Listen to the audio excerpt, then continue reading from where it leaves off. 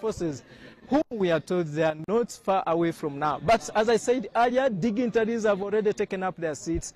We, a few minutes ago, saw the arrival of Her Excellency, the Vice President.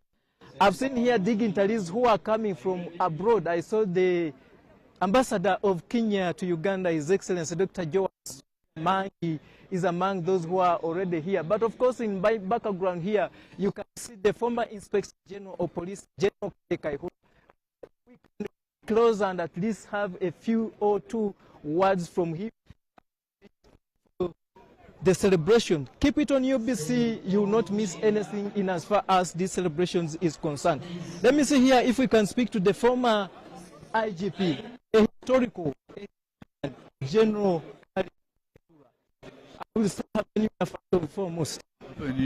General, you're looking good. Thank you very much. I'm fine, I'm very happy to be here. 45 years ago and today, what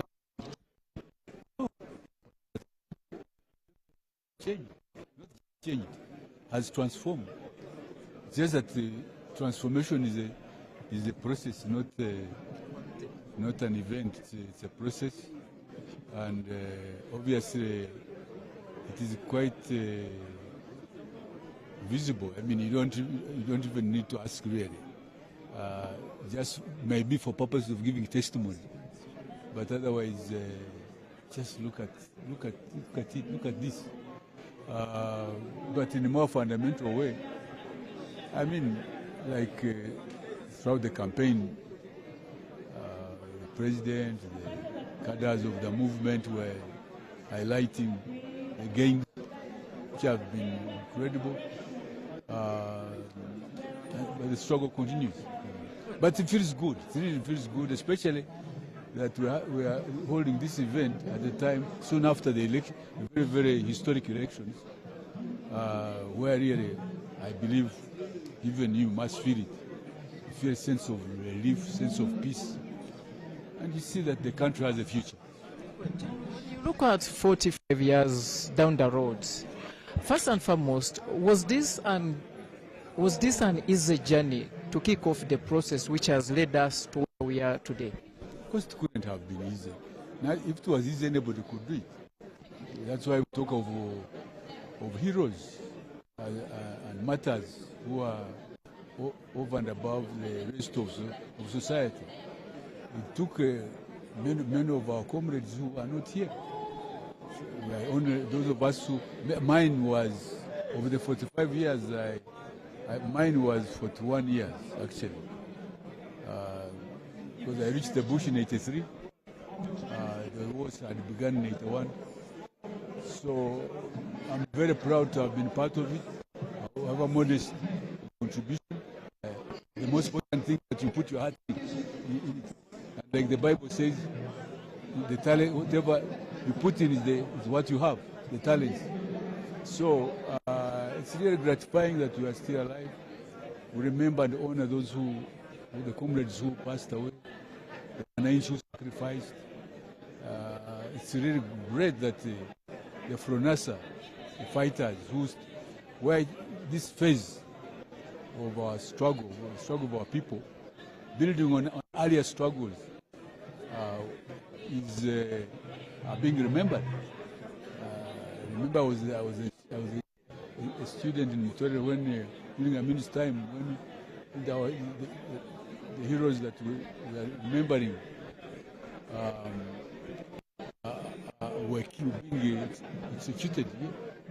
Some stadium here, others I think in Kampala, others in Mbale. So,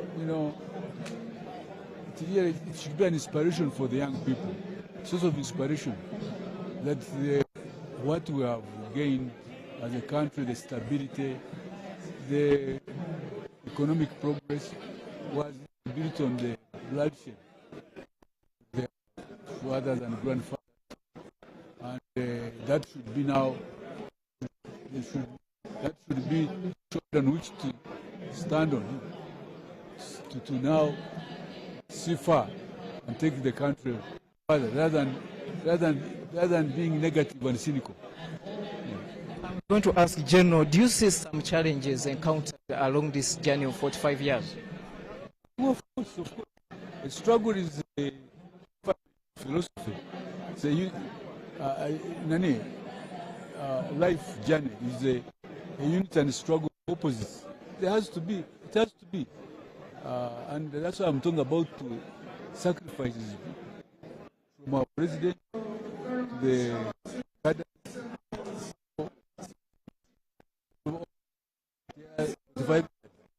sacrifices. There are sacrifices here and celebration like to celebrate heroism, the blood that was I. So this was the mass. You talked about sacrifice many times, so many women still active in the service. Are there men and women who can sacrifice for their country like you did? They are in a different way because it's not. It is fight against poverty. That's the young people, the majority of that people who shoot out naturally, the young people.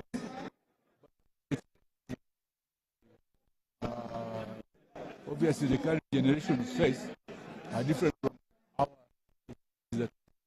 Of course, ours was more fun. I believe somebody said every generation historical. What is that? And the confidence with the leadership. Thank God that here, there. I think we are on the correct trajectory. We are building the generation of the millennials, the Gen Zs are building on what their father and grandfather did. And I think that's what it means to build a future of a country, building on the past and the present. And I think we must, of course, applaud our president, a gift from God, whatever anybody may